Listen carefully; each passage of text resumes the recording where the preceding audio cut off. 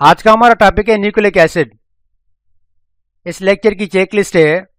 हम इस लेक्चर में न्यूक्लिक एसिड्स की डेफिनेशन पढ़ेंगे, न्यूक्लिक एसिड का इंट्रोडक्शन पढ़ेंगे, उसकी स्ट्रक्चर पढ़ेंगे, न्यूक्लिक एसिड्स की डिस्कवरी पढ़ेंगे, क्लासिफिकेशन पढ़ेंगे और आखिर में फंक्शन पढ़ेंगे। अस्सलाम वालेकुम students, welcome to my channel doctor Irfan lectures. सबसे पहले हम आते हैं न्यूक्लिक एसिड के इंट्रोडक्शन पे। दोस्तों, जो न्यूक्लिक एसिड होते हैं वो सारे जानदारों में मौजूद होते हैं, फिर चाहे वो प्लांट्स हो या एनिमल्स हो।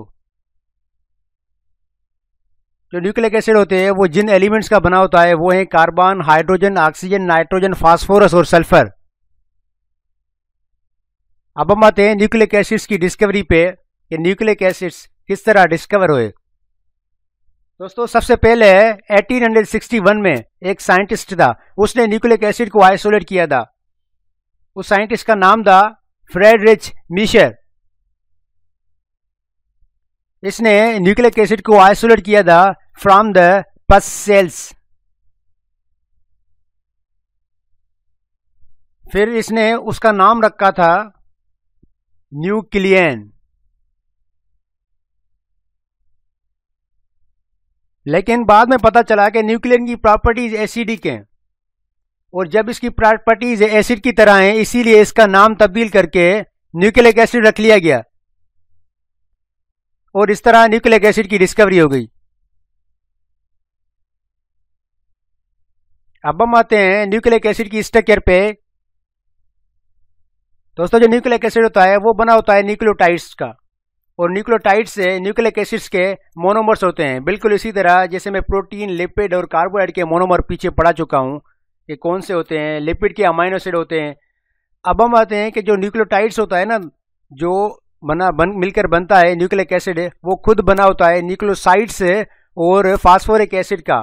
मतलब फास्फोरिक एसिड और न्यूक्लियोसाइड्स मिलकर न्यूक्लियोटाइड बनते हैं और न्यूक्लियोटाइड मिलकर बनता है न्यूक्लिक एसिड। और जो न्यूक्लियोसाइड होता है वो खुद बना होता है नाइट्रोजन बेसिस का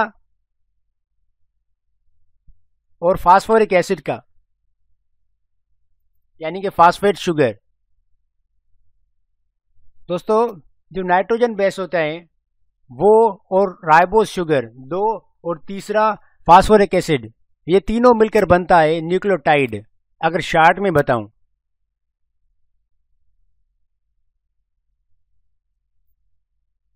और इसी तरह न्यूक्लियोटाइड्स की चेन बनती है, मतलब न्यूक्लियोटाइड न्यूक्लियोटाइड न्यूक्लियोटाइड न्यूक्लियोटाइड एक दूसरे के साथ मिलकर बनता है न्यूक्लिक एसिड।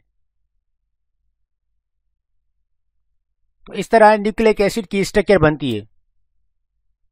अभी मैं पढ़ा चुका कि न्यूक्लियोटाइड मिलकर बनता है न्यूक्लिक एसिड है, मतलब नाइट्रोजन बेस और फास्फेट शुगर मिलकर बनता है न्यूक्लियोसाइड, न्यूक्लियोसाइड मिलकर बनता है न्यूक्लियोटाइड और न्यूक्लियोटाइड मिलकर बनता है न्यूक्लिक एसिड। और जो नाइट्रोजन बेस होते हैं वो 5 किस्म के होते हैं: एडेनिन, गायनिन, साइटोसिन, थायमिन और यूरिसिन।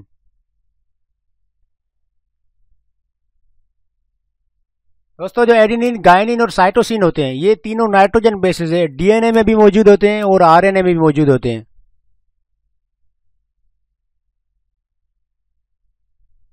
लेकिन जो थायमिन होता है वो सिर्फ और सिर्फ डीएनए में मौजूद होता है,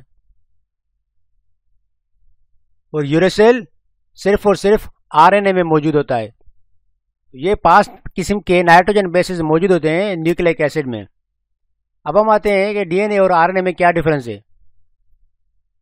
दोस्तों, इस पे मैं एक अलग लेक्चर बना चुका हूं, आप वो देख सकते हैं, उसकी लिंक मैं डिस्क्रिप्शन में दूंगा कि डीएनए और आरएनए में क्या फ़र्क है, उनके फंक्शंस क्या हैं, उनकी क्लासिफिकेशन क्या है, उनके कितने टाइप्स हैं।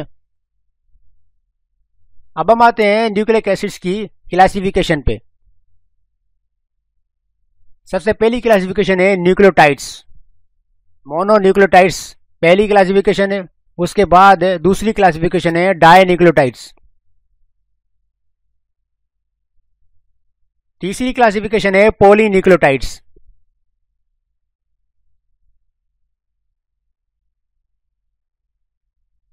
तीनों एक एक करके पढ़ते हैं। सबसे पहली जो क्लासिफिकेशन है जिसको हम कहते हैं मोनोन्यूक्लियोटाइड्स है, वो बनती है एक न्यूक्लियोटाइड से। मोनो मीन्स 1 और ये सेल में हमेशा अकेली मिलती है, सिंगल। इसके एग्जाम्पल की बात करें तो एटीपी इसका एग्जाम्पल है। अगर एटीपी का फुल फॉर्म कहा जाए तो ATP is adenosine triphosphate group. इसका मतलब ये बना होता है एडेनोसाइन का और 3 फास्फेट ग्रुप का। मतलब 3 फास्फेट और एक एडिनोसाइन जो होता है, ये दोनों मिलकर बनते हैं एटीपी।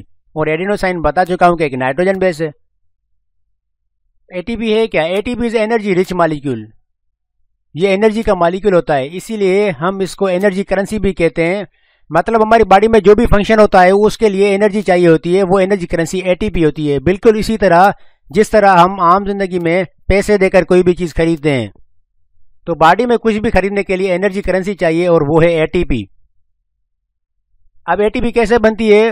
वो एक एटीपी कन्वर्ट होती है जब 1 एडीपी में, तब एनर्जी रिलीज होती है और वो एनर्जी यूज होती है बॉडी के मुख्तलिफ फंक्शंस में। अब एनर्जी की बात करें तो एक एटीपी जब कन्वर्ट होती है एक एडीपी में, तो जितनी एनर्जी रिलीज होती है वो होती है 7.3 किलो कैलोरी पर मोल। इसको हम 31.81 किलो जूल भी कहते हैं।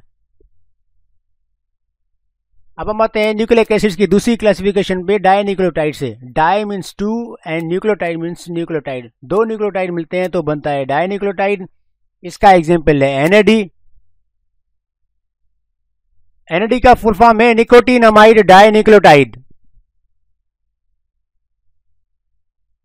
एनएडी क्या है? NAD is a coenzyme. Coenzyme में पीछे एंजाइम वाले चैप्टर में बता चुका हूं क्या होते हैं। ये जो एनएडी होता है ये हेल्प करता है हाइड्रोजन एटम को रिमूव करने में फ्रॉम द सबस्ट्रेट। अब हम आते हैं पॉलीन्यूक्लियोटाइड्स पे, न्यूक्लिक एसिड की तीसरी क्लासिफिकेशन पे। पॉली मीन्स मैनी, न्यूक्लियोटाइड में न्यूक्लियोटाइड। जब मैनी न्यूक्लियोटाइड मिलते हैं तब बनता है पॉलीन्यूक्लियोटाइड। इसकी एग्जांपल्स हैं डीएनए एंड आरएनए। दोस्तों डीएनए आरएनए में पीछे पढ़ा चुका हूं। डीएनए जो है एक हेरिडिटरी मटेरियल है और RNA is a carrier of information. मतलब आरएनए इंफॉर्मेशन कैरी करता है एक जगह से दूसरी जगह सेल में, और डीएनए पेरेंट्स से चिल्ड्रन में ट्रांसफर होता है। Thank you students. अगर आप मेरे दूसरे लेक्चर पढ़ना चाहते हैं, जैसे लंग्स के बारे में, किडनी के बारे में, लिवर के बारे में, ब्रेन के बारे में, आई के बारे में, तो आप मेरे चैनल पर जाएं और चैनल के अंदर आप मेरे दूसरी वीडियोस देखें। और अगर आपको मेरी वीडियो अच्छी लगे तो मेरी वीडियो को लाइक करें, शेयर करें अपने दोस्तों के साथ और चैनल को सब्सक्राइब करें। Thank you.